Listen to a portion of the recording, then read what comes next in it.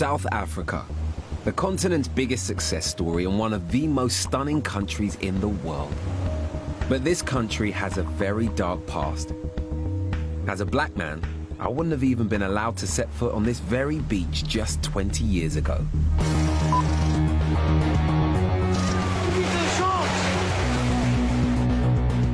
For over a century, a white supremacist government controlled the nation and brutally oppressed black people.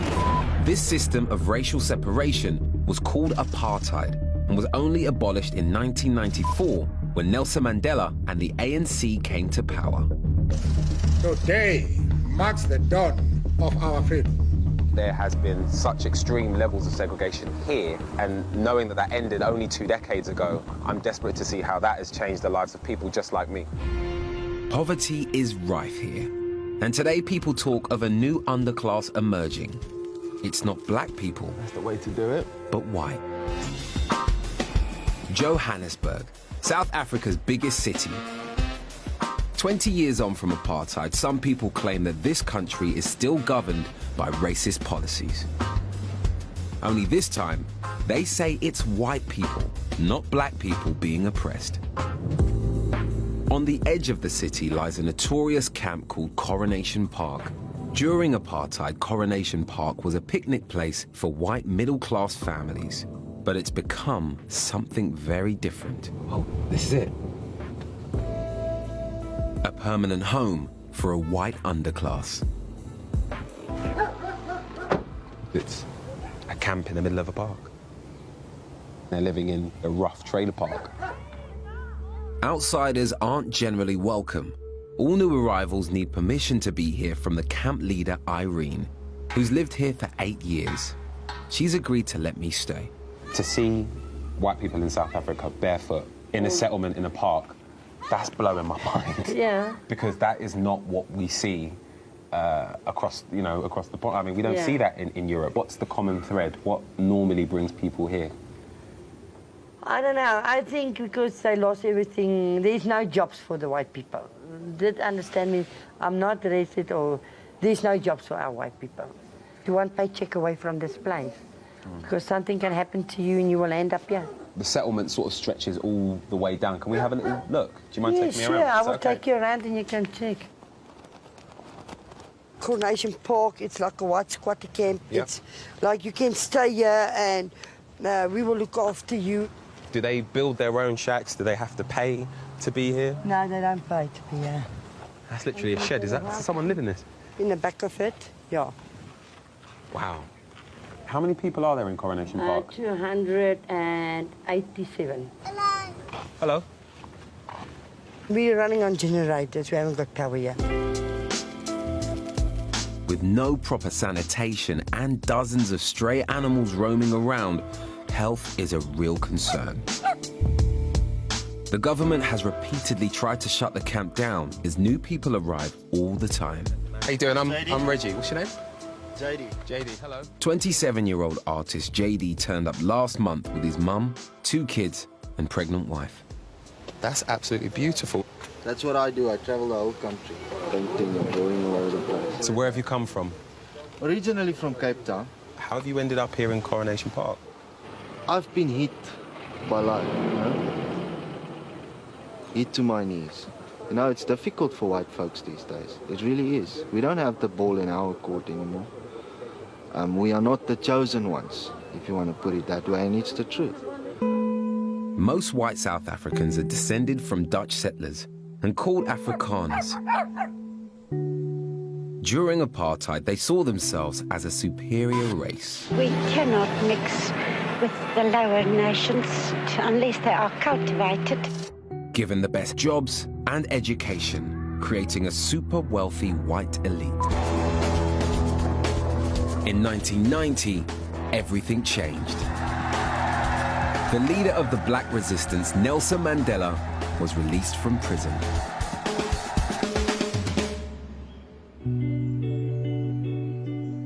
While over 50% of privately held assets here are still owned by the white minority, Afrikaner charities believe a new underclass has formed, with many living in settlements just like this one. Where should I put my tent? Where's a good place to pitch up?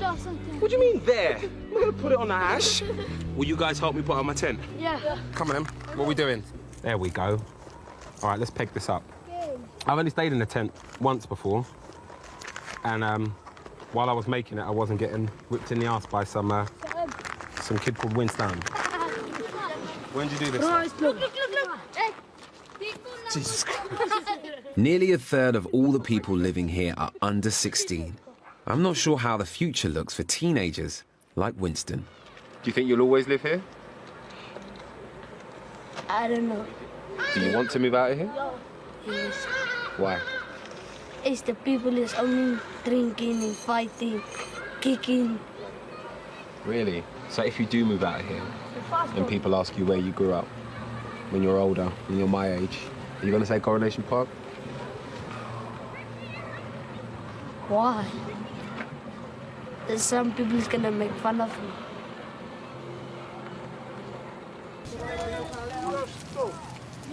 Hey, evening. Even a little mud. I didn't think about what the rain would do here. Unemployment here is very high. One person who does have a steady job is Irene's son, Gerry. He works as a welder. Hey, Eddie. I'm good, thank you, man. I've not met you before. I'm Reggie. Hello. Hello, lovely to meet you. Is that your wedding pictures I can see over there? You scrub up well, don't he? Yeah, He looks good in a suit. Flowers from the wedding day. Yeah. You still got them? I don't want to cry them. Yeah, right. Despite Gerry working, his wage isn't enough to cover rent for a proper house for his wife and 3 kids. Just how difficult is it to raise a small child in a place like this? It is difficult because the generator is on, but when you sleep at night and he wakes up, the generator isn't on. Then you must struggle to get light and whatsoever. And there isn't always hot water because you must make fire to get hot water. So yeah, that's a problem. Do you worry about how healthy a situation it is for him? Because I'd imagine that it's probably quite easy for him to get ill. It's dirty, you know. Especially with the small one and Zander, they get sick fast, you know? It's not a place to live here, not for the children. I can't live here anymore. I tried my best from the start. I was working since I was 16, you know? And from then I just tried, you know? Build up my education and try to be what I am. You look quite emotional. Yeah, when it comes to my kids and my wife, yeah. What is it about your family that makes you so emotional? I think it's because I know I try hard, you know? Maybe I don't try hard enough, I don't know, but to see them suffer like this, it makes me... Do you think your children are suffering? Well, they don't have the life what I want for them, you know? And I think that for them is suffering, you know?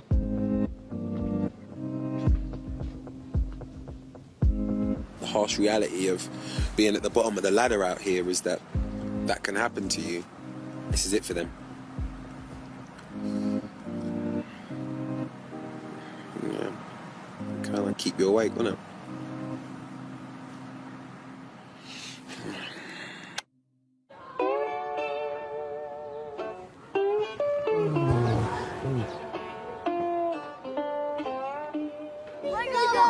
Oh, God. What's wrong with you, like? What is this? Come out! And do what? Play cricket. Play cricket? Understand what I mean, bro? Come, I'll put the next one on for you. You're gonna chop off my fingers, bro. You don't need your fingers. Ah, come on, bro. You slap you like a saucy, man. Eat this thing, bro. That's the way to do it. You're gonna go home smelling like smoke, that's a guarantee, right? I can live with that so long as I'm warm. What was your first night like here? Terrible, because it felt like there's a bunch of serial killers staying. I'm really glad I asked you this question after my first night. Sleeping here as a grown man is one thing, but in a few months, JD will have a newborn baby to share his tent with. How does it feel knowing that your newborn will be brought here? I'm talking to Irene and them. They all know about the baby coming. And I know in my heart it will be okay. Because they're going to help us. They will help us. I've heard about it recently. I've read in the papers that the people around here might qualify for government housing. But why wouldn't you, though? I mean, if ever there was anybody that needed help, particularly with a baby on the way, I would have thought that you'd be perfect for it. To me, government housing is a dream. I don't see myself qualifying for a government house. Over 2 million people are waiting for social housing in South Africa. So it's no surprise that JD doubts his chances of getting one. The wider situation is even more complicated, as race still plays a part in some opportunities here. I've come to the centre of Joburg to meet an old mate of mine, celebrity DJ Sizwe, to get a different perspective. What's happening now for young black South Africans? Oh, Reg, what's up? How you It's doing? been years. I'm well, thanks. How's it going with Good you? to see you. I'm really good, man. I'm really good. I'm glad to be in your neck of the woods, as it were. Okay, let's go to where you know. Take you where the girls are. You're desperately trying to get me in trouble with my girlfriend, right? It's a good start. You know?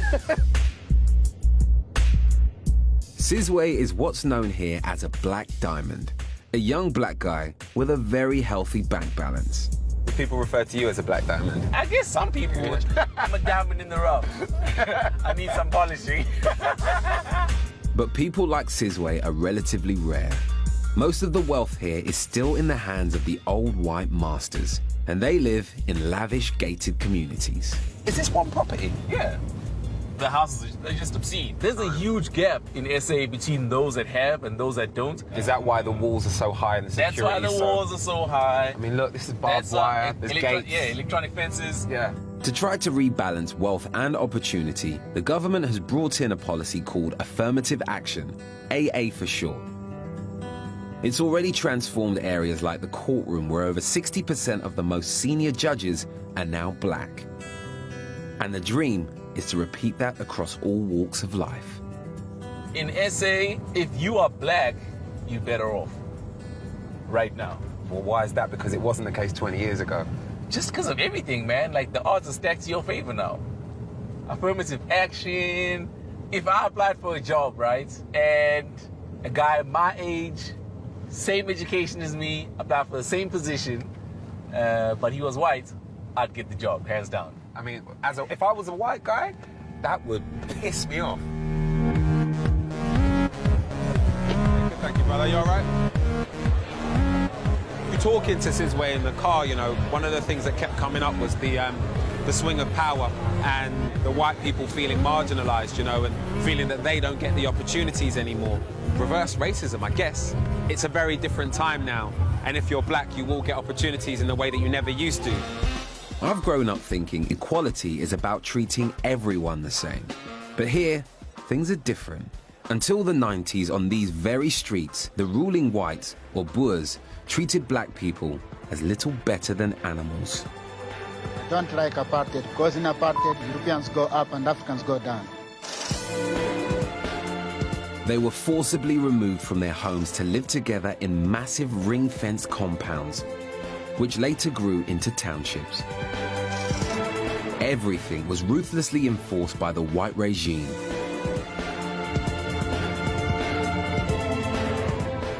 I want to find out what it was like living under white rule on these streets. So I've come to meet 28-year-old Colin. He grew up in Alexandra, a township still full of black people, many living in poverty. As a kid, you were actually, well, I guess, old enough, at 7 or 8, to remember. Between that age, yes. Yeah, to remember some of the things that happened during apartheid. What sticks out in your mind during that era? I remember when we called them the yellow vans. It was the police state vans. Immediately you see that yellow van, you knew you had to run to save your life, because you never knew what would be predicted from the police or the state police. Because at times they would just literally stop to beat you up or not want you to congregate in the streets in groups. And even today, you know, police are not the most likable people in the townships, for example, for that matter. People see a police van, they see their enemy. In the mind of somebody like myself from the UK, when we think of segregation, the first thing that comes to mind is the US in the 60s and the struggles of black people in America. But this was going on in the 90s. In the 90s, yes. It's so hard to get your head around. That's unbelievable. I mean, the last time it happened, it is 1994, which sounds like yesterday. Black people who broke the apartheid laws were sent to prisons like this one, called the Old Fort. Nelson Mandela was incarcerated here whilst awaiting trial. The only time you would find white wardens in this section, it is when they came to render humiliation towards the black prisoners. They would perform a strip search dance called the Tausa dance. Strip search dance? What was the dance? The dance stipulated you strip naked, you spread your legs, you spread your arms, clap the hands above the head, leap in the air making a clicking sound, stretch your legs, and if no object had fallen down, then the authorities would go in an extent of inserting a finger or a torch inside the rectums to see if there's nothing hidden. It was alleged that a torch. Men and women? Men and women, yes. Wow. The most severe punishments were reserved for those who fought to change the system. These freedom fighters were kept in solitary confinement as a warning to others. Political leaders were sent here. It was the most severe form of punishment. Lying down flat on the ground, you feel like you're lying down in a grave. So there weren't beds in here, there weren't a desk, there weren't chairs. There weren't beds, no chairs. On the floor. They were locked up here for 23 hours and only released for an hour of the day.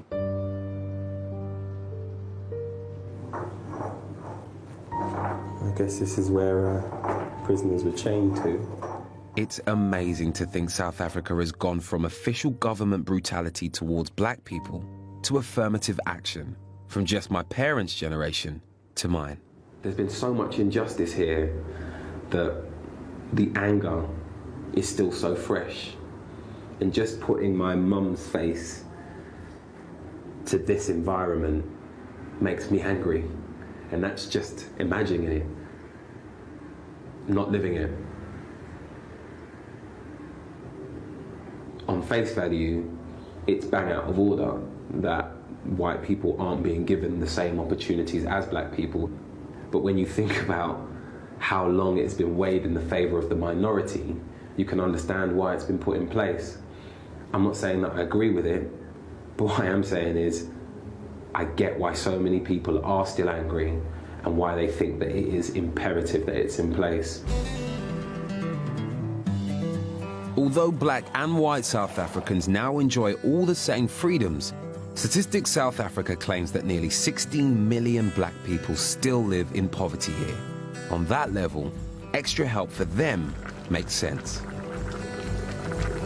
I'm holding the bat the right way, it's a good start. But I'm not sure where that leaves the squatters in Coronation Park. I can't help wondering what people like Irene make of it, after being part of the privileged minority for years. Do you think that it's fair? Do you think it's right? I think, yeah. You do? You know what? You know what? If that's what I say, and I say it today, if our fathers and our fathers, the fathers treated black people like normal people and didn't let them work like slaves and treat them like dogs, maybe it would be different today. That's the way it's life. Because it's time now for us to pay for what our fathers did. I'd come here hoping to see a rainbow nation, but there's clearly some way to go. Integration is happening, but only in pockets. And I'm surprised it's the poor Afrikaners who feel they don't belong in South Africa anymore. Essentially, black and white people are victims of apartheid and they're still feeling the effects of it. It's a problem that's affected poor, rich, white and black. Do you think that you're a victim of apartheid still? Definitely my generation paying a price. We're paying a price for our forefathers. South Africa's past is still haunting it. But it won't be like that always. Change takes time. It really does.